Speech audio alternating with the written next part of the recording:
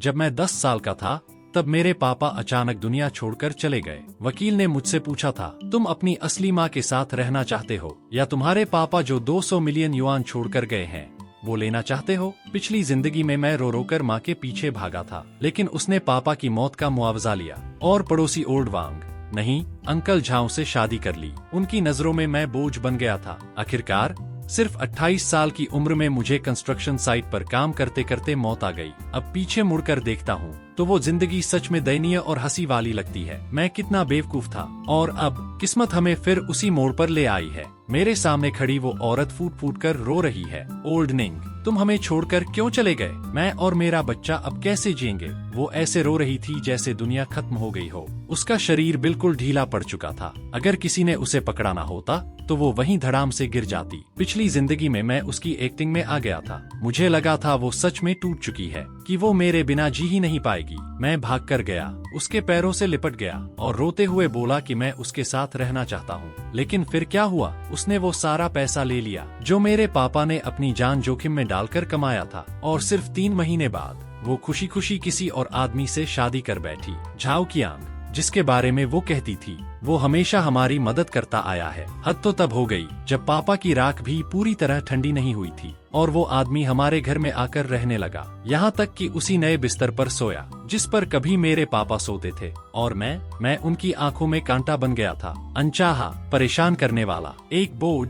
Zhao Kiang का एक बेटा था जो मुझसे 2 साल बड़ा था। वो मुझे ऐसे देखता था जैसे मैं उसकी लाइफ का विलेन हूँ। लीलान अपने सौतेले बेटे को खुश करने के लिए मुझे बेरहमी से मारती थी, गालियां देती थी जैसे मैं इंसान नहीं कोई नौकर हूँ। पापा जो पैसा छोड़कर गए थे वो उनकी ऐशो आराम की लाइफ का फंड बन गया। उस सौतेले बेटे की रंगरेलियों का खर्च, उसके दिखावे और शौक सब मेरे पापा के पैसों से चलता था और मैं तो बस एक इस्तेमाल होने वाला मोहरा था। यहाँ तक कि अपनी स्कूल की फीस भरने के लिए भी मुझे कबाड़ बीनना पड़ता था। मैं हाई स्कूल तक पूरा नहीं कर पाया। उन्होंने मुझे घर से निकालकर काम पर भेज दिया। बहाना क्या था? लड़कों को जल्दी इंडिपेंडेंट बनना चाहिए। हाँ, क्या मजाक था। मैंने 10 साल तक कंस्ट्रक्शन साइट पर ईंटें ढोई और फिर एक दिन ओवरवर्क की वजह से मेरा शरीर जवाब दे गया। मैं जलते हुए लोहे की सरियों के ढेर पर गिर पड़ा और फिर कभी नहीं उठा। लेकिन अब मैं वापस आ चुका हूँ। लीलान ने मुझे कसकर गले लगाया और बोली, बेटा डर मत, अब से माँ तुम्हारा पूरा ध्यान रखेगी।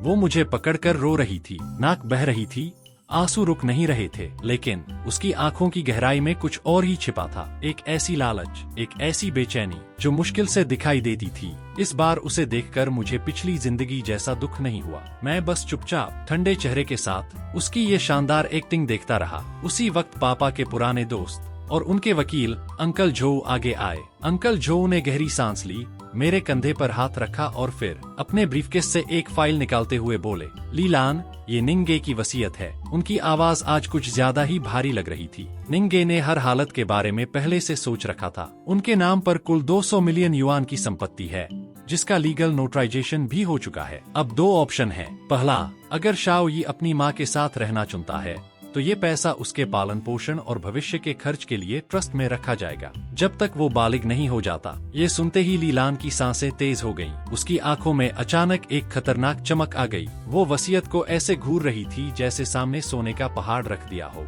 अंकल झो ने आगे कहा, दूसरा, अगर शाओ यी अपनी माँ के साथ नहीं रहना चाहता तो पूरा पैसा एक अलग ट्रस्ट फंड में जाएगा जिसे मैं मैनेज करूंगा। उस पैसे पर सिर्फ शाओ यी का अधिकार होगा। लीलान को उसमें से एक पैसा भी नहीं मिलेगा। पूरा माहौल अचानक बर्फ जैसा ठंडा हो गया। सबकी नजरें सीधे मुझ पर टिक गईं। एक 10 साल के बच्चे पर। लीलान का शरीर साफ साफ अकड़ गया। वो अविश्वास से अंकल झो को घूर रही थी जैसे कह रही हो, ऐसा ऑप्शन भी कोई देता है क्या? लेकिन अगले ही पल उसके चेहरे पर फिर से दुख वाली एक्टिंग चालू हो गई। वो तुरंत मुझे कसकर गले लगाकर जोर जोर से रोने लगी। अरे वकील साहब, आप ऐसी बातें कैसे कर सकते हैं? मैं अपने बेटे को कैसे नहीं चाहूंगी? शाओ यी तो मेरी जान है। वो ऊपर से रो रही थी लेकिन नीचे से मेरी बाह को जोर से चुटकी काट रही थी और फिर कान के पास दांत पीसते हुए फुसफुसाई, निंगी, अगर तूने जरा भी उल्टा सीधा बोला ना तो जान से मार दूंगी। तू मेरा बेटा है, तेरा पैसा मतलब मेरा पैसा। पिछली जिंदगी में मैं ये सुनकर डर से कांप गया था और उसकी बातों में आ भी गया था। माँ तुम्हारे बिना नहीं जी सकती।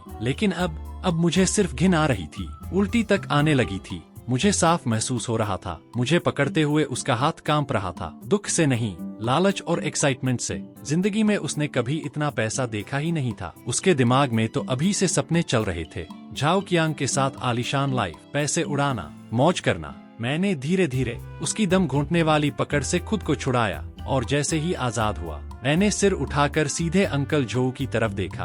उनकी आंखों में साफ हैरानी थी। मैंने एक एक शब्द साफ बोलते हुए कहा, अंकल झोऊ, मैं दूसरा ऑप्शन चुनता हूँ। मुझे वो 200 मिलियन चाहिए। पूरा शोक सभा हॉल एकदम शांत हो गया। इतनी शांति कि सुई गिरने की आवाज भी सुनाई दे जाती। सब मुझे ऐसे घूर रहे थे जैसे किसी ने दुनिया का पॉज बटन दबा दिया हो। लीलान के चेहरे पर जो दुख था वो उसी पल जम गया, फिर धीरे धीरे टूटने लगा और आखिर में उसके चेहरे पर सिर्फ एक चीज बची, भयानक गुस्सा और यकीन ना कर पाने वाला डरावना चेहरा। लीलान चीख पड़ी, निंगयी, तूने अभी क्या कहा? उसकी आवाज इतनी तेज और कर्कश थी जैसे किसी के कान फाड़ दे, लेकिन मैं बिल्कुल शांत था। मैंने दोबारा कहा, आवाज धीमी थी लेकिन हर शब्द कील की तरह चुभ रहा था, मुझे तुम्हारे साथ नहीं रहना, मुझे पैसे चाहिए। लीलान पागलों की तरह चिल्लाई, तू पागल हो गया है क्या, नालायक औलाद, मैं तेरी सगी माँ हूँ। इस बार वो पूरी तरह कंट्रोल खो चुकी थी। वो सड़क छाप लड़ाकू औरत की तरह मुझ पर झपटी और सीधा मुझे थप्पड़ मारने के लिए हाथ उठाया, लेकिन तभी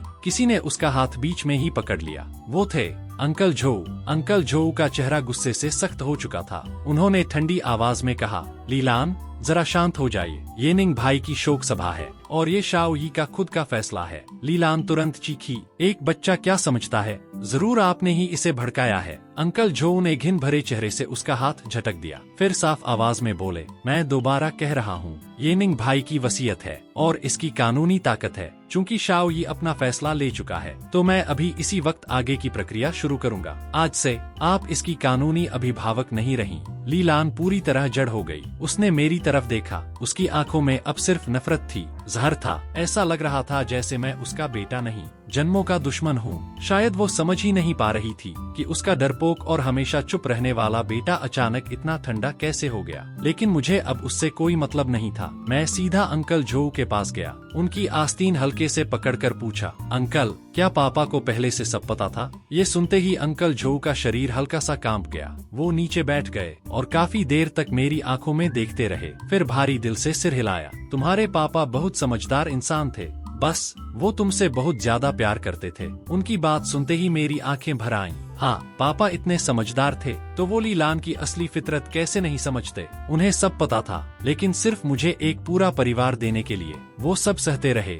फिर जब उन्हें पता चला कि उनकी बीमारी लाइलाज है और उनके पास ज्यादा वक्त नहीं बचा, तब उन्होंने मेरे लिए ये रास्ता तैयार किया। पिछली जिंदगी में मैं कितना बेवकूफ था। मैंने अपने ही हाथों से पापा के आखिरी प्यार को बर्बाद कर दिया था, लेकिन इस बार नहीं। इस जिंदगी में मैं वही गलती दोबारा नहीं करूँगा। मैंने वो 200 मिलियन चुने। आखिर में लीलान को उसके रिश्तेदार घसीटकर बाहर ले गए, लेकिन जाते वक्त उसकी आंखों में जो जहर था वो मैं कभी नहीं भूलूंगा। हालांकि अब मुझे उसकी बिल्कुल परवाह नहीं थी। जिस पल मैंने अपना फैसला लिया, उसी पल हमारे बीच का माँ बेटे का रिश्ता खत्म हो गया। अब सिर्फ नफरत बची थी। उसके बाद अंकल झोऊ मेरे नए गार्जियन बने और वो सच में ईमानदार और भरोसेमंद इंसान थे। पापा के अंतिम संस्कार के बाद अंकल झोऊ मुझे अपने घर ले गए। उन्होंने मेरे सामने इन्वेस्टमेंट्स की एक लंबी लिस्ट रखी। ये सारे प्रोजेक्ट्स वो थे जिन पर पापा ने मरने से पहले रिसर्च और काम किया था, लेकिन मैंने बिना समय गवाए सीधा आखिरी पेज पलट दिया। फिर कहा, अंकल झोऊ, ये सब बेच दीजिए।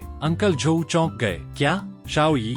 ये सब ब्लू चिप स्टॉक्स हैं। तुम्हारे पापा ने बहुत सोच समझकर चुने थे। ये काफी स्टेबल हैं। मैंने सिर हिलाया। बहुत स्लो हैं। फिर मैंने उंगली उठाकर लिस्ट में कुछ साधारण से दिखने वाले नामों की तरफ इशारा किया। सारा पैसा इन कंपनियों में लगाइए। अंकल झोऊ ने भौहें सिकोड़ ली। टेंसेंट, अलीबाबा, ये कैसी कंपनियां हैं? मैंने तो इनके बारे में कभी सुना तक नहीं। शाओ यी, इन्वेस्टमेंट कोई बच्चों का खेल नहीं है। मैंने शांत होकर पूछा, अंकल झोऊ, क्या आप मेरे पापा पर भरोसा करते थे? वो थोड़ी देर चुप रहे, फिर सिर हिलाया। बिल्कुल, मैंने उनकी आंखों में देखते हुए कहा। तो मुझ पर भी भरोसा कीजिए। इस बार पापा ने मुझे सपने में बताया है। हाँ, बहाना थोड़ा घटिया था, लेकिन मेरे पास और ऑप्शन भी क्या था? लेकिन जब अंकल झोऊ ने मेरी आंखों में देखा, एक 10 साल के बच्चे की आंखें इतनी शांत और ठंडी नहीं हो सकती थी। शायद इसी वजह से वो जैसे किसी जादू में आकर मान गए। उन्हें क्या पता था, जिन नामों पर मैंने उंगली रखी थी, अगले 10 सालों में वही पूरी दुनिया हिला देने वाले थे। दुनिया की सबसे बड़ी कंपनियां बनने वाली थीं और मैं उनका सबसे रहस्यमयी शेयर होल्डर। सब अरेंजमेंट्स खत्म होने के बाद मैंने आखिरकार चैन की सांस ली और अपनी नई जिंदगी का लक्ष्य तय कर लिया। लेटना, हाँ, बस आराम से जिंदगी जीना। पिछली जिंदगी में मैंने खुद को काम करते करते घिस दिया था। इस बार मैं आराम से जीना चाहता था। मैंने अंकल जो से कहा कि मुझे सबसे अच्छा स्कूल दिलवाएं, लेकिन पढ़ाई में जान लगाने के लिए नहीं, बस इसलिए क्योंकि वहाँ का माहौल बढ़िया था और कैंटीन का खाना टॉप क्लास। मैंने जिम शुरू किया, किसी और वजह से नहीं, बस इसलिए कि 6 नहीं सीधे 8 पैक एब्स बने और वी लाइन ऐसी हो कि कपड़ों में हीरो लगूं। मैंने चीन की 8 बड़ी कुजीन सीखनी शुरू कर दी। अपनी खुद की शराब बनाना भी, शेफ बनने के लिए नहीं, बस अपनी जीभ की खुशी के लिए। बाकी सारी टेंशन मैंने अंकल जो पर डाल दी और बाद में उस प्रोफेशनल टीम पर जो उन्होंने मेरे लिए बनाई थी। उस टीम का लीडर था लाओ वू, वॉल स्ट्रीट से लौटा हुआ एक टॉप लेवल एक्सपर्ट। मैंने उसे उसकी पुरानी सैलरी से 3 गुना ज्यादा देकर हायर किया, लेकिन मेरी सिर्फ एक ही शर्त थी, मुझे परेशान मत करना, छोटी मोटी चीजें खुद संभालो और अगर कुछ नहीं संभल रहा तो बस कंपनी दिवालिया मत कर देना। लाओ वो मुझे ऐसे देखता था जैसे मैं किसी अमीर जमींदार का बिगड़ा हुआ निकम्मा बेटा हूँ, लेकिन फिर भी वो ईमानदारी से मेरे सारे ऑर्डर फॉलो करता रहा और धीरे धीरे मेरी जिंदगी एक असली बॉस जैसी बन गई। बॉस, टेंसेंट का स्टॉक फिर 3 गुना बढ़ गया। हमने इस बार 5 बिलियन कमा लिए। ओह अच्छा, मुझे डिस्टर्ब मत करो, मैं अभी Buddha jumps over the wall की रेसिपी रिसर्च कर रहा हूँ। बॉस, अलीबाबा अब पब्लिक होने वाली है, हमारी आईपीओ वैल्यू 100 बिलियन से ऊपर जाने वाली है। बॉस, हम ठीक है, जरा ये देखो, मैंने जो नई पीली वाइन बनाई है उसका टेस्ट कैसा है? बॉस, आपने पिछली बार जो जमीन ऐसे ही खरीद ली थी, सरकार अब उसे नया सेंट्रल बिजनेस डिस्ट्रिक्ट बनाने वाली है, उसकी कीमत 100 गुना बढ़ चुकी है। धीरे धीरे लाओ वो भी मेरी आरा मतलब लाइफस्टाइल का आदी हो गया, यहाँ तक कि वो खुद ही मेरे लिए अरबों के छोटे मोटे बिजनेस फिल्टर करने लगा और मैं तो आलस और ऐश की दुनिया में और गहराई तक उतरता चला गया। मेरी दौलत बर्फ के गोले की तरह बढ़ती गई, लेकिन नंबरों से मेरा दिमाग सुन्न हो चुका था। अब मुझे सिर्फ एक चीज में दिलचस्पी थी, खुद को और आरामदायक जिंदगी कैसे दूं। धीरे धीरे मैं अमीरों की दुनिया में एक रहस्यमयी कहानी बन गया। किसी को नहीं पता था मैं कौन हूँ, बस इतना पता था कि एक मिस्टर निंग हैं, बेहद अमीर, लेकिन शायद ही कभी दिखाई देते हैं। फिर मेरे 18 साल के होने पर एक औरत ने मेरी ये शांत और आराम भरी जिंदगी हिला दी। शाओ वान किंग, मेरी पिछली जिंदगी वाली मंगेतर। हमारी सगाई मेरे दादाजी ने तय की थी, लेकिन पापा के जाने के बाद हमारा परिवार टूट गया और फिर उस रिश्ते का किसी ने कभी जिक्र तक नहीं किया। लेकिन किसी ने ये नहीं सोचा था कि पापा की छोड़ी हुई विरासत 10 साल बाद एक विशाल बिजनेस साम्राज्य बन जाएगी। मैंने जानबूझकर हमेशा लो प्रोफाइल रहना चुना था, लेकिन निंग परिवार की वापसी फिर भी शाओ परिवार की नजरों से बच नहीं पाई। इसलिए मेरे 18वें जन्मदिन पर शाओ परिवार के मुखिया खुद अपनी प्यारी पोती को लेकर मिलने आए। ऊपर से बहाना था पुरानी शादी की बात पूरी करना, लेकिन असली वजह पैसा हमेशा रिश्तों को याद दिला देता है। मैंने पहली बार शाओ वानकिंग को अंकल झोउ के घर के लिविंग रूम में देखा। उसने सफेद रंग का फिटेड सूट पहना हुआ था, लंबे बाल सलीके से बंधे हुए, चेहरे पर हल्का लेकिन बेहद क्लासी मेकअप। वो खूबसूरत थी, बहुत खूबसूरत, लेकिन बर्फ के पहाड़ जैसी ठंडी। उसके आसपास ऐसा माहौल था कि कोई आसानी से पास आने की हिम्मत ना करे। वो बिल्कुल वही परफेक्ट बिजनेस वुमन थी जिसे परिवार के वारिस की तरह पाला गया हो। तर्कशील, मजबूत, शांत। सुना था उसने 20 साल की उम्र में 2 डॉक्टरेट कर ली थी और 22 की उम्र में फैमिली बिजनेस संभाल लिया था। उसके निर्दयी बिजनेस तरीकों से बड़े बड़े चालाक व्यापारी भी डरते थे। उसकी दुनिया में सिर्फ 3 चीजें थीं, करियर, फायदा, डेटा, इमोशंस। उसके लिए वो सबसे बेकार कमजोरी थे। वो मेरे सामने बैठी थी, पैर पर पैर चढ़ाकर। उसकी नजरें मुझे ऐसे स्कैन कर रही थी जैसे कोई मशीन इंसान को चेक कर रही हो, बिना किसी शर्म के सीधा निरीक्षण। और मैं अभी अभी जिम से लौटा था, ढीले स्पोर्ट्स कपड़े पहने हुए, बाल अभी भी पसीने से गीले थे। मैं आलस से सोफे पर फैल गया और आराम से एक सेब उठाकर खाने लगा। मेरा ये कैजुअल रवैया साफ तौर पर उसे पसंद नहीं आया। उसने हल्का सा भौहें सिकोड़ते हुए कहा, सुना है हाई स्कूल के बाद तुमने आगे पढ़ाई जारी नहीं रखी? हम पढ़ाई बहुत थका देती है। शाओ वानकिंग ने ठंडी नजर से पूछा, तो अब क्या करते हो? ओह, जिम जाता हूँ, खाना बनाता हूँ, शराब बनाता हूँ और रिसर्च करता हूँ कि और आराम से कैसे लेटा जाए। कुछ सेकंड के लिए पूरा कमरा शांत हो गया, फिर उसके होंठों पर हल्की तिरस्कार भरी मुस्कान आई। तो सच कहूँ, तुम बस एक निकम्मे अमीरजादे हो। मैंने बेफिक्री से कंधे उचका दिए। वो हल्का सा ठंडी हंसी हंसी, उसकी आंखों में अब साफ साफ तिरस्कार था। निंगी, सीधी बात करते हैं। ये शादी हमारे दादा दादी के जमाने का मजाक है, इसे सीरियस लेने की जरूरत नहीं। मैं शाओ वानकिंग, मुझे ऐसा पति चाहिए जो मेरे साथ कंधे से कंधा मिलाकर खड़ा हो सके, न कि ऐसा बेकार इंसान जिसे सिर्फ खाना पीना और मौज करनी आती हो। फिर उसने बेहद ठंडे अंदाज में कहा, इसलिए मैं तुम्हें माफ कर दूंगी। मैंने दिलचस्पी से उसकी तरफ देखा। वो ऐसे बोल रही थी जैसे कोई महारानी गरीब प्रजा पर दया कर रही हो। मुझे उम्मीद है तुम खुद जाकर मेरे दादाजी से ये रिश्ता खत्म करने की बात करोगे। मुआवजे के तौर पर मैं तुम्हें कुछ पैसे दे सकती हूँ या हमारी कंपनी में कोई आरामदायक नौकरी दिलवा सकती हूँ। मैं लगभग मुंह में रखा सेब थूक ही देता। पैसे? नौकरी? क्या उसे जरा भी अंदाजा है कि जिस शाओ ग्रुप पर उसे इतना घमंड है वो मेरी कुल संपत्ति के सामने सिर्फ छुट्टे पैसे जैसा है? उसका घमंडी चेहरा देखकर मुझे अचानक मजा आने लगा। पिछली जिंदगी में मेरे पास उसे देखने तक का हक नहीं था और इस जिंदगी में वो मेरे सामने बैठकर मुझे कंपेंसेशन ऑफर कर रही थी। मैंने मुंह पोंछा और मुस्कुराकर कहा, ठीक है। शाओ वांकिंग एक पल के लिए चौंक गई। शायद उसे उम्मीद नहीं थी कि मैं इतनी आसानी से मान जाऊंगा। उसने फिर अपने ठंडे चेहरे के साथ पूछा, तो क्या चाहिए तुम्हें? मैं खड़ा हुआ, धीरे धीरे उसके पास गया, फिर झुककर उसके कान के पास फुसफुसाया। वो इंस्टिंक्टिवली पीछे हटना चाहती थी, लेकिन उसका शरीर वहीं जम गया। उसके परफ्यूम की ठंडी और तेज खुशबू साफ महसूस हो रही थी। मैंने धीमी आवाज में कहा, ऐसी आवाज जो सिर्फ हम दोनों सुन सकें, मैं चाहता हूँ कि तुम खुद जाकर अपने दादाजी से कहो कि तुम निंगी के लायक नहीं हो। उसकी आंखें अचानक सिकुड़ गईं। शायद उसने जिंदगी में पहली बार कोई इतना घमंडी इंसान देखा था। उसने तुरंत मुझे जोर से धक्का दिया और गुस्से में खड़ी हो गई। उसका खूबसूरत चेहरा लाल हो चुका था। निंगी, इतने बेशर्म मत बनो। मैं आराम से वापस सोफे पर बैठ गया, टांग पर टांग चढ़ाई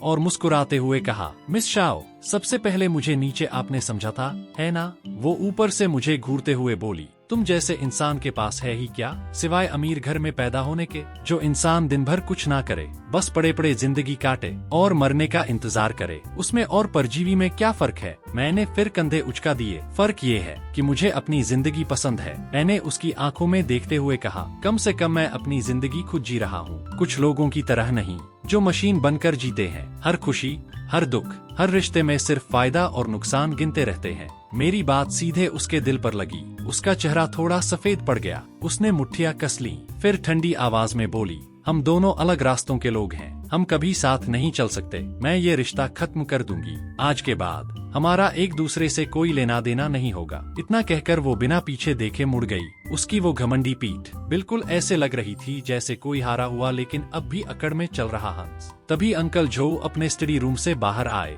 उनके चेहरे पर चिंता साफ दिख रही थी। शाओ यी, क्या तुमने थोड़ा ज्यादा जल्दबाजी नहीं कर दी? बीजिंग में शाओ परिवार का काफी दबदबा है। मैंने आराम से कहा, अंकल जो, रिश्ता तोड़ना उसी का फैसला था, मैंने उसे भगाया थोड़ी ना है। फिर हल्की हंसी के साथ बोला, और वैसे भी जो इंसान अपनी शादी तक खुद तय नहीं कर सकता वो जिंदगी में कितना बड़ा काम कर लेगा। मैंने उस दिशा में देखा जहां शाओ वांकिंग अभी अभी गई थी। मेरी आंखों में कोई भावना नहीं थी। पिछली जिंदगी में वो आसमान में चमकता चांद थी और मेरे पास उसे देखने तक का हक नहीं था। लेकिन इस जिंदगी में मेरी नजरों में वो बस एक बेचारी इंसान थी जो अपने ही परिवार के पिंजरे में कैद थी। और सच कहूँ, मुझे इंतजार था उस दिन का जब उसका पूरा परफेक्ट कंट्रोल टूटेगा। उसका वो बिखरा हुआ चेहरा देखने में काफी मजा आता। सगाई वाला ड्रामा जल्दी ही खत्म हो गया। शाओ वांकिंग ने अपना वादा निभाया। कुछ ही दिनों बाद शाओ परिवार ने आधिकारिक तौर पर रिश्ता खत्म होने की घोषणा कर दी और मुझे तो बस चैन मिल गया।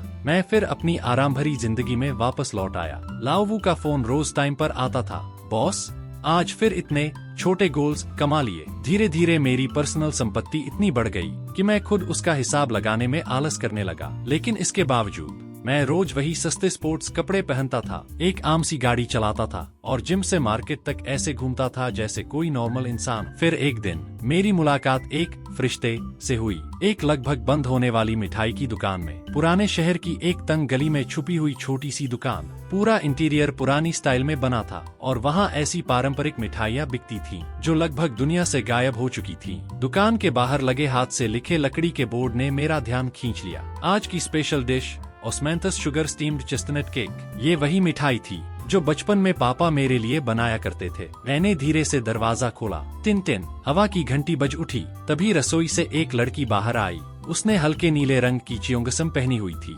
लंबे बाल कमर तक आ रहे थे। चेहरे पर बिल्कुल मेकअप नहीं था और अचानक ग्राहक आने पर उसके चेहरे पर हल्की हैरानी दिखी। लेकिन जैसे ही मैंने उसे देखा, मेरा दिल एक पल के लिए रुक सा गया। ये अजीब एहसास था। वो शाओ वानकिंग जैसी आक्रामक खूबसूरती नहीं थी, बल्कि जैसे कोई साफ बहता झरना, शांत, साफ, सुकून देने वाला। उसे देखते ही दिल को आराम सा महसूस हुआ। मैंने धीमी आवाज में पूछा, क्या ओस्मेंथस शुगर स्टीम्ड चेस्टनट केक अभी भी मिलेगा? पता नहीं क्यों मेरी आवाज थोड़ी सूखी लग रही थी। लड़की एक पल रुकी, फिर धीरे से मुस्कुराई।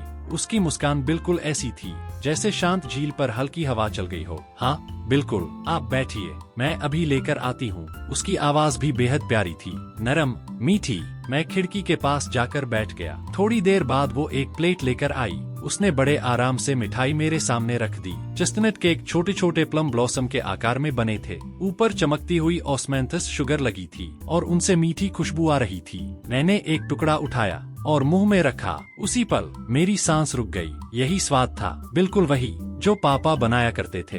दिल के अंदर से अचानक एक गर्माहट उठी और मेरी आंखें हल्की सी नम हो गईं। कैसा है? टेस्ट अच्छा है ना? लड़की मेरे सामने बैठ गई। दोनों हाथों से ठोड़ी टिकाकर वो बड़ी उम्मीद से मुझे देख रही थी। मैंने दिल से तारीफ की। इसका स्वाद बिल्कुल मेरे पापा जैसा है, मतलब जैसे वो बनाया करते थे। सच में? उसकी आंखें तुरंत चमक उठीं। इस मिठाई की रेसिपी मेरी नानी ने मुझे सिखाई थी। वो कहती थी कि अब बहुत कम लोग इसे बनाना जानते हैं। मैं मुस्कुराया। तुम्हारी नानी जरूर बहुत कमाल की इंसान रही होंगी। वो गर्व से हल्का सा सीना फुलाकर बोली। बिल्कुल, वैसे मेरा नाम शेन योचू है और ये दुकान मेरी है। आप? मैंने जवाब दिया। निंगी। उस दिन हम ऐसे बातें करने लगे जैसे सालों पुराने दोस्त हों। मुझे पता चला कि उसका परिवार पीढ़ियों से खाने की कला सीखता आया था। उसके पूर्वज कभी शाही रसोइये थे। बचपन से ही वो इन पारंपरिक कलाओं के बीच बड़ा हुआ था। उसे बड़ी कंपनियों वाली 9 to 5 नौकरी पसंद नहीं थी, इसलिए उसने ये छोटी सी दुकान खोली, बस ताकि ये पुराने स्वाद और परंपराएं जिंदा रह सकें। हैरानी की बात ये थी, उसकी सोच मेरी सोच से काफी मिलती थी। हम दोनों को धीमी और शांत जिंदगी पसंद थी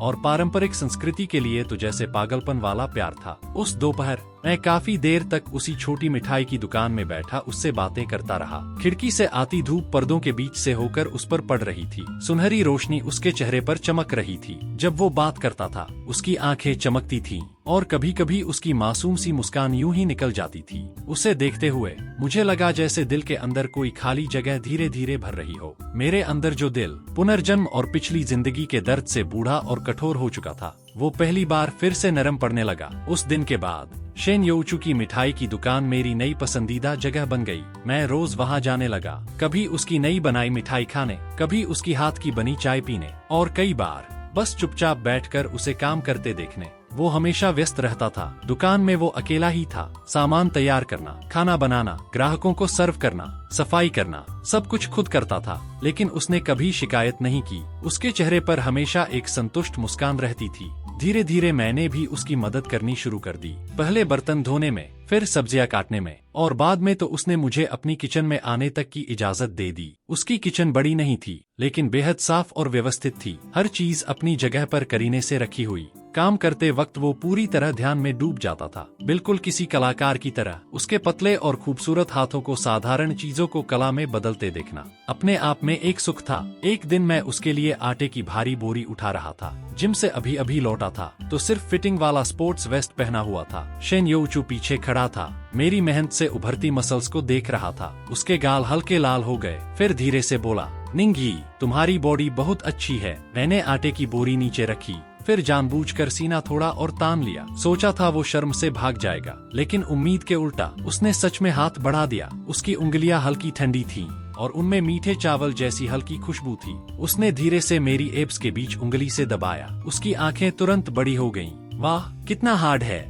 उसी पल मेरा पूरा शरीर तन गया। पेट से लेकर सिर तक अचानक गर्मी सी दौड़ गई। मेरी दोनों जिंदगियों में ये पहली बार था जब किसी लड़की ने मुझे इस तरह छेड़ा था। मैं उसकी मासूम लेकिन जिज्ञासु शक्ल देखकर समझ ही नहीं पा रहा था, हंसू या शर्माऊं। मैंने उसका शरारती छोटा सा हाथ पकड़ लिया, इतना नरम जैसे हड्डियां ही ना हो। मैं थोड़ा झुककर उसके कान के पास फुसफुसाया। अगले ही पल उसका चेहरा टमाटर से भी ज्यादा लाल हो गया, बिल्कुल पके हुए सेब जैसा। वो तुरंत हाथ छुड़ाकर पलटी और भागकर किचन से बाहर निकल गई। उसे ऐसे भागते देखकर मैं खुद को हंसने से रोक नहीं पाया। ये लड़की सच में बहुत प्यारी थी। धीरे धीरे हमारा रिश्ता रोजमर्रा की छोटी छोटी बातों में गर्म होने लगा। हमारे पास बात करने के लिए कभी टॉपिक्स खत्म ही नहीं होते थे, खाने से लेकर शराब बनाने तक, कुनक व ओपेरा से लेकर गुचिन तक। मैंने महसूस किया शेन योचू किसी खजाने जैसी है। हर बार उसके अंदर कुछ नया मिल जाता था। वो गुझेंग बजा सकती थी, स्याही वाली पेंटिंग बना सकती थी, यहाँ तक कि खुद का रूज भी बनाती थी। वो बिल्कुल ऐसी लगती थी जैसे पुराने जमाने से कोई शांत और खूबसूरत लड़की समय पार करके यहाँ आ गई हो। उसके साथ रहने पर मुझे लगता था पूरी दुनिया धीमी हो गई है, शांत, आरामदायक, सुंदर। मेरा वो दिल जो सिर्फ आराम से पड़े रहने के लिए तैयार हो चुका था, अब धीरे धीरे फिर धड़कने लगा। मैं हर दिन उससे मिलने का इंतजार करने लगा, उसकी मुस्कान देखने का इंतजार, उससे छोटी छोटी बहस करने का इंतजार, उसकी अनजानी प्यारी हरकतों का इंतजार। यहाँ तक कि मैं सोचने लगा अगर भविष्य में वो हर दिन मेरे पास रहे तो शायद जिंदगी बुरी नहीं होगी। मैंने उसकी मिठाई की दुकान को एक खास नाम दिया। मैं उसे रॉयल किचन कहता था और उसने मेरा निकनेम रख दिया लेटू जमींदार, क्योंकि उसके हिसाब से मैं दिन भर कुछ नहीं करता था, बस उसकी दुकान पर आकर किराया वसूल करता था और उसकी सारी बेस्ट मिठाइयाँ खा जाता था। हम दोनों जानते थे कि दोस्ती और प्यार के बीच अब सिर्फ एक कदम बचा है और वो आखिरी दीवार एक हादसे ने तोड़ी। उस दिन एक अमीर बिगड़ैल लड़का स्पोर्ट्स कार में दुकान पर आया। जैसे ही उसने शेन योचू को देखा उसकी नजरें बदल गईं। उसका अंदाज बेहद घटिया और फ्लर्टी था। आते ही बोला कि वो पूरी दुकान बुक करना चाहता है और शेन योचू को उसके साथ चलना होगा। जाहिर है शेन योचू ने साफ मना कर दिया। बस फिर क्या था, वो अमीरजादा गुस्से से पागल हो गया, दुकान में हंगामा शुरू कर दिया, काफी सामान तोड़ दिया। उस वक्त मैं भी वहीं था, किचन में नई रेसिपी पर काम कर रहा था। बाहर का शोर सुनते ही तुरंत भागकर आया। दुकान की हालत देखकर और शेन योचू का सफेद पड़ा चेहरा देखकर मेरे अंदर अचानक आग भड़क उठी। इतना गुस्सा मैंने जिंदगी में कभी महसूस नहीं किया था। मैं सीधे शेन योचू के सामने खड़ा हो गया और उस अमीर लड़के को ठंडी नजरों से घूरते हुए कहा, दफा हो जाओ यहाँ से। वो घमंड से मेरी तरफ उंगली दिखाकर बोला, तू होता कौन है बे, मेरे मामले में टांग अड़ाने वाला। मैंने कुछ नहीं कहा, बस फोन निकाला और लाओ वू को कॉल लगा दिया। लाओ वू, एक नंबर प्लेट चेक करो और 5 मिनट के अंदर इस आदमी और इसकी फैमिली की कंपनी को बीजिंग से गायब कर दो। अमीर लड़का पहले 1 सेकंड रुका, फिर जोर जोर से हंसने लगा। ओहो, फिल्म चल रही है क्या? 5 मिनट में मेरी फैमिली खत्म कर देगा? पता भी है मेरा बाप कौन है? मैं बस चुपचाप उसे देखता रहा, ऐसे जैसे किसी लाश को देख रहा हूँ। 3 मिनट भी नहीं हुए थे कि उसका फोन बज उठा। उसने फोन उठाया, लेकिन अगले ही पल उसके चेहरे की हंसी पूरी तरह जम गई। क्या पापा, आप क्या बोल रहे हो? कंपनी के सारे अकाउंट फ्रीज हो गए, सारी पार्टनरशिप कैंसिल, ये कैसे हो सकता है? हमने आखिर किसे नाराज कर दिया? उसकी आवाज डर से कांप रही थी और फिर धड़ाम, वो सीधे घुटनों पर गिर पड़ा। फोन उसके हाथ से छूटकर नीचे गिर गया। उसने ऊपर मेरी तरफ देखा। उसकी आंखों में ऐसा डर था जैसे सामने इंसान नहीं, कोई राक्षस खड़ा हो। उसके होंठ कांप रहे थे, लेकिन मुंह से एक शब्द नहीं निकल रहा था। मैंने शांत आवाज में कहा, अब निकल सकते हो। वो घबराकर तुरंत भागा, इतनी जल्दी कि अपनी चमचमाती स्पोर्ट्स कार तक छोड़ गया। दुकान फिर से शांत हो गई। शेन योचू मुझे देख रही थी। उसकी खूबसूरत आंखों में हैरानी थी और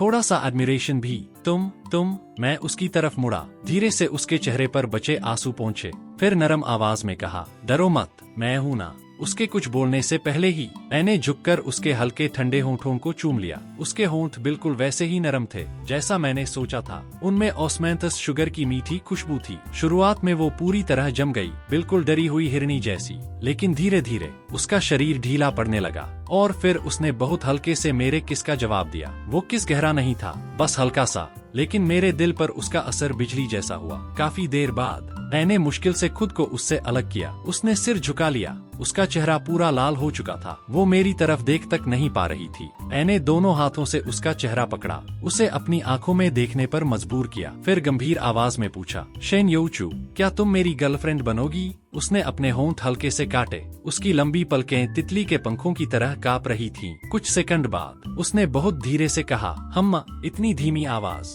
जैसे मच्छर बोल रहा हो, लेकिन मैं फिर भी मुस्कुरा पड़ा, पूरा बेवकूफों की तरह। मैंने उसे कसकर गले लगा लिया। उस पल ऐसा लगा जैसे पूरी दुनिया मेरी हो गई हो। दो जिंदगियां जीने के बाद पहली बार मुझे समझ आया दिल का धड़कना क्या होता है, खुशी क्या होती है। वो मेरी बाहों में धीरे से बोली, अभी तुम बहुत डरावने लग रहे थे, तुमने सच में डराया मुझे। फिर उसने ऊपर देखकर पूछा, निंगी तुम आखिर हो कौन? एक फोन कॉल में कंपनी खत्म कर दी। मैं उसकी साफ और मासूम आंखों को देखकर समझ गया अब उससे सच्चाई छुपाना मुश्किल है। मैंने उसकी नाक हल्के से खींची और मुस्कुराकर कहा, मैंने पहले ही बताया था ना, मैं एक सिंपल जिंदगी जीने वाला अमीर जमींदार हूँ, बस मेरी जमीन थोड़ी ज्यादा है। फिर मैंने उसे अपनी कहानी का कुछ हिस्सा बताया। बेशक पुनर्जन्म वाला राज नहीं, मैंने सिर्फ इतना कहा कि पापा मेरे लिए बहुत बड़ी विरासत छोड़ गए थे और मैंने उस पैसे से कुछ इन्वेस्टमेंट किए। बस थोड़ा बहुत पैसा बन गया। शेन योचू ने आंखें झपकाईं। थोड़ा बहुत? जो 5 मिनट में कंपनी बंद कर दे, इतना थोड़ा? मैंने थोड़ी देर सोचा, फिर उसकी समझ के हिसाब से कहा, हम्मा शायद मैं तुम्हारी जैसी मिठाई की दसियों हजार दुकानें खरीद सकता हूँ। शेन योचू ने जोर से सांस खींची। वो उंगलियों पर हिसाब लगाने लगा। काफी देर बाद उसने सदमे में मुझे देखा। तुम तो बिलियनेयर हो। मैंने सिर हिला दिया। वो अचानक चुप हो गया और पहली बार मुझे थोड़ा डर लगा। मुझे लगा शायद हमारे बीच का ये बहुत बड़ा फर्क उसे पीछे हटा देगा, लेकिन काफी देर की खामोशी के बाद उसने अचानक सिर उठाया और बेहद गंभीर चेहरे से मेरी तरफ देखा। निंगी ध्यान से सुनो, आज से तुम्हारे पैसे मेरे पैसे और मेरे पैसे फिर भी मेरे ही पैसे। एन एक पल के लिए पूरी तरह चुप रह गया, फिर जोर से हंस पड़ा। मैंने उसे सीधा गोद में उठाया और कई बार घुमा दिया। ठीक है, सब तुम्हारी बात मानूंगा। इतना घूमने के बाद मेरा छोटा हेड शेफ चकरा गया। वो बस मेरी गर्दन पकड़कर हंसता रहा। उसकी हंसी बिल्कुल चांदी की घंटियों जैसी थी। उसी पल मुझे समझ आ गया, मैंने सही इंसान चुना है। शेन योचू मुझे मेरे पैसे या हैसियत की वजह से नहीं चाहता था, वो सिर्फ मुझे चाहता था। उसके साथ रहने के बाद मेरी आलसी जिंदगी में पहली बार रंग आने लगे। हम साथ में नई मिठाइयाँ बनाते, नई शराबें तैयार करते। वो मुझे सुबह सुबह मार्केट ले जाता। कभी कभी तो 1 रुपए बचाने के लिए सब्जी वाले से ऐसी बहस करता जैसे देश की अर्थव्यवस्था उसी पर टिकी हो। और दूसरी तरफ मैं उसे मिशेलिन 3 स्टार रेस्टोरेंट्स में ले जाता, दुनिया भर का खाना खिलाने। उसे मेरी एब्स छूना बहुत पसंद था। कहता था ये तो वॉशबोर्ड जैसे हैं। और मुझे उसकी गर्दन पर किस करना पसंद था, खास तौर पर उसकी एडम्स एप्पल पर। फिर उसके लाल होते गाल और कांपता चेहरा देखना, उफ, हम बिल्कुल किसी भी प्यार में डूबे कपल जैसे थे। इतने मीठे, इतने चिपकू कि लाओ वो रोज शिकायत करता था, बॉस मैं रोज रोज इतना कपल वाला प्यार देखकर डायबिटीज का मरीज बन जाऊंगा। बॉस ये हुआन्यू ग्रुप की एक्विजिशन डील है,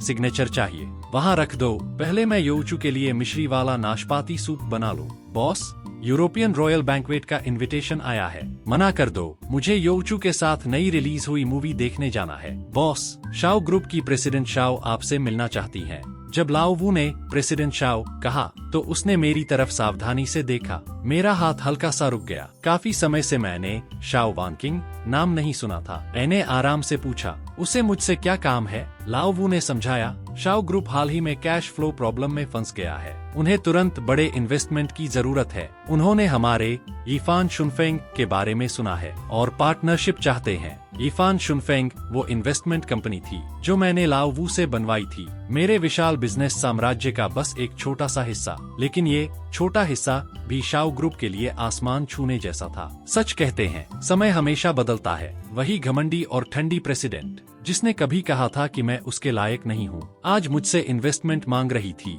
मेरे होठों पर हल्की मुस्कान आ गई।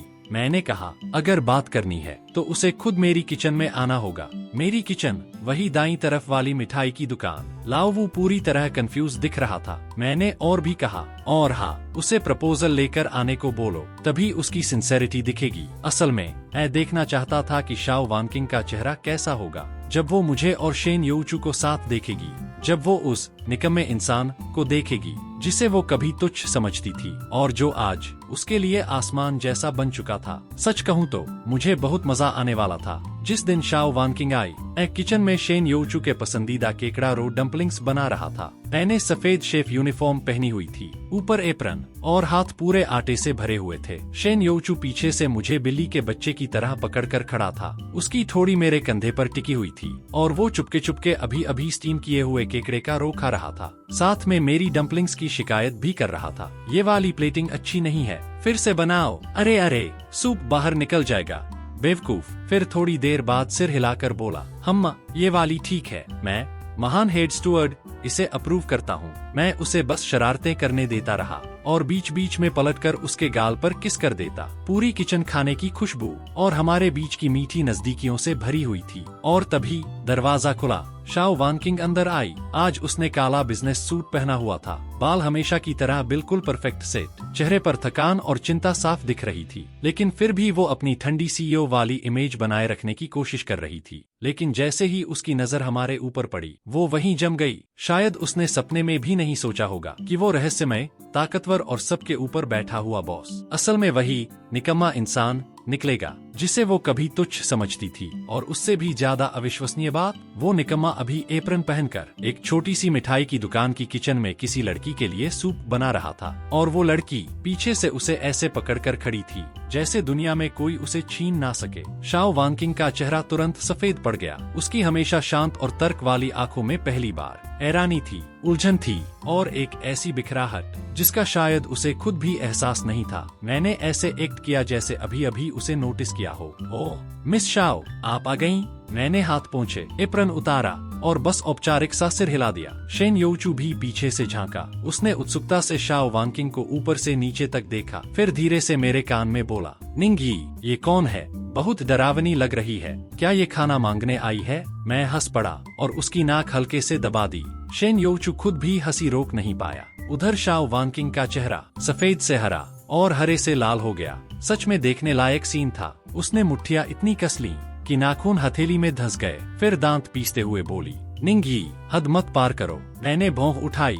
मिस शाओ, अगर मुझे सही याद है तो आपने ही कहा था कि हमारा अब कोई रिश्ता नहीं, लेकिन आज आप खुद मेरे दरवाजे पर आई हैं। तो अगर खाना मांगने नहीं आई तो फिर किस लिए? मैं शेन योचू को लेकर बाहर वाली टेबल पर बैठ गया। उसके सामने अभी अभी बने गर्मा गर्म शाओलोंग बाओ रखे। वो खुशी से उन्हें खाने लगा और मैं धीरे से शाओ वानकिंग की तरफ मुड़ा, फिर सामने वाली कुर्सी की तरफ इशारा किया। मिस शाओ, बैठिए। क्या काम है? मेरी आवाज बिल्कुल कैजुअल थी, जैसे कोई मामूली इंसान सामने बैठा हो। ये उस बिजनेस नेगोशिएशन से बिल्कुल अलग था जिसकी उसने कल्पना की थी। ना कोई तनाव, ना कोई शब्दों की लड़ाई, बस हर तरफ से साफ दिखती हुई मेरी पकड़। शाओ वानकिंग ने गहरी सांस ली, खुद को शांत करने की कोशिश की, फिर बैग से एक मोटी फाइल निकाली और मेरे सामने रख दी। मिस्टर निंग, ये शाओ ग्रुप का अगले 5 साल का डेवलपमेंट प्लान है और ये हमारा फाइनेंसिंग प्रपोजल। रुकिए, मैंने हाथ उठाकर उसे बीच में ही रोक दिया। मिस शाओ, लगता है आप कुछ गलत समझ रही हैं। वो हल्का सा चौंकी। मैं कुर्सी पर पीछे टिक गया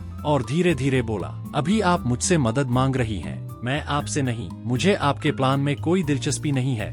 मैं बस एक सवाल पूछना चाहता हूँ। मैंने अपनी तरफ इशारा किया, फिर बगल में खुशी से डम्पलिंग्स खा रहे शेन योचू की तरफ। क्या तुम्हें लगता है मैं इसके लायक हूँ? ये सुनते ही शाओ वानकिंग का शरीर हल्का सा कांप गया। उसने पहले मेरी तरफ देखा, फिर शेन योचू की तरफ, जो बगल में बैठा खुशी खुशी शाओलोंग बाओ खा रहा था। उसके होंठ हिले, लेकिन आवाज नहीं निकली। वो ये तक नहीं कह पाई कि वो मेरे लायक है। मेरा सवाल उसकी घमंडी आत्मा में चाकू की तरह घुस गया था। उसके सामने बैठा आदमी हैंडसम, बेहद अमीर, ताकतवर, लेकिन फिर भी एक साधारण लड़की के लिए खुद किचन में खाना बना रहा था। और उसकी आंखों में जो प्यार था, वैसी नरमी शाओ वानकिंग ने शायद जिंदगी में कभी नहीं देखी थी। शेन योचू साधारण कपड़ों में था, लेकिन उसके चेहरे पर मासूम मुस्कान थी, आंखों में चमक थी। वो ऐसा इंसान लग रहा था जो प्यार में पूरी तरह घिरा हुआ हो। हम दोनों साथ बैठे थे जैसे कोई शांत और खूबसूरत पेंटिंग, और शाओ वानकिंग महंगे सूट में, हाथ में भारी प्रपोजल। लेकिन उस पल वो बस एक जोकर जैसी लग रही थी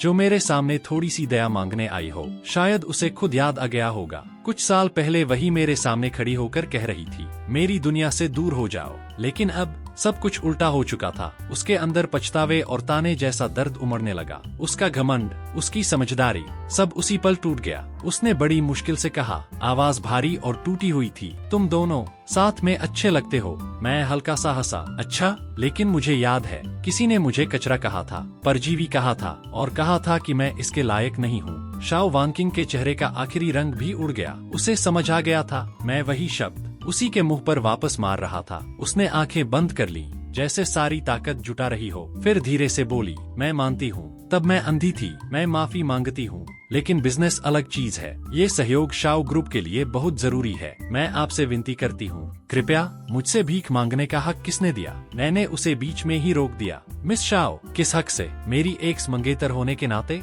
या फिर एक हारी हुई इंसान की तरह। बगल में खड़ा शेन योउचू पूरी तरह कंफ्यूज हो चुका था, लेकिन समझदारी से उसने कुछ नहीं कहा, बस चुपचाप एक छोटा सा डंपलिंग मेरे कटोरे में रख दिया और अपनी साफ आंखों से मुझे सपोर्ट करने लगा। बस उसी छोटे से इशारे ने शाओ वांकिंग की आखिरी दीवार भी तोड़ दी। उसने हमारे बीच की वो समझ देखी जो बिना बोले भी महसूस हो रही थी, वो नजदीकी जो हड्डियों तक उतर चुकी थी और जिसे वो जिंदगी भर शायद कभी हासिल नहीं कर पाएगी। शाओ वांकिंग हमेशा सोचती थी कि वो करियर की सबसे ऊंची चोटी का पीछा कर रही है, सबसे बड़ी ताकत, सबसे बड़ी सफलता, लेकिन आज पहली बार उसे एहसास हुआ ऊपर खड़े होकर पूरी दुनिया को नीचे देखने में दिल कितना खाली हो सकता है, कितना ठंडा। उसने पूरी दुनिया जीत ली थी, लेकिन वो एक इंसान खो दिया जो शायद उसके दिल को सच में गर्माहट दे सकता था। उसकी आवाज कांपने लगी, प्लीज, मैं हाथ जोड़ती हूँ। हमेशा बर्फ जैसी ठंडी रहने वाली शाओ वांकिंग अब रो रही थी। आंसू उसके खूबसूरत चेहरे पर बह रहे थे और उसकी कीमती प्रपोजल फाइल तक भीग चुकी थी। मैं बस चुपचाप उसे देखता रहा, ना कोई खुशी, ना बदले का मजा, बस बेरुखी। पिछली जिंदगी में शायद मैं उसके आंसुओं से पिघल जाता, लेकिन अब नहीं। मैंने वो प्रपोजल उठाया, एक नजर डाली और सीधा पास वाले कूड़ेदान में फेंक। अगली बार जब नेक्स्ट पार्ट आएगा तब वीडियो के ऊपर 2000 लाइक्स होंगे। और हाँ, मेंबरशिप ऑन कर दी है, ले लो, वहाँ तो गारंटीड नेक्स्ट पार्ट मिलेगा। तब तक के लिए मिलते हैं नेक्स्ट वीडियो में।